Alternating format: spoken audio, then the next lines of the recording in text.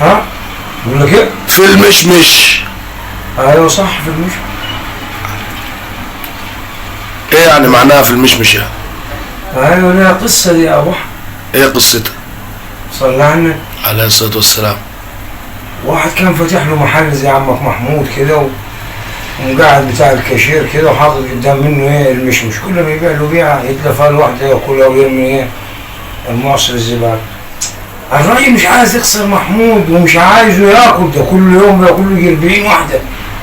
فقال لك اجيب له اصغر حاجه في المحل اللي هي ايه؟ الزبيب. قال لك احط له قدام منه يتلفها له واحده 2 10 لاخر النهار. المهم راح جرب قال له عايزين نغير نظام المحل وكده. قال له ماشي، قال له والله هنشيل المشمش اللي جوه قدام الزبون وخلي الزبيب قدامنا.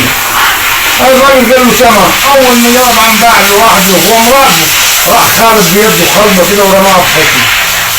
الراجل ده برضه كان يجي 15 20 واحده في الخلبه دي.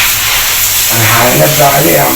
لما راح قال له ثاني مره انا هعملها كده، قال له بقول لك واحده واحده. قال له لا يا معلم الكلام ده في المشمش.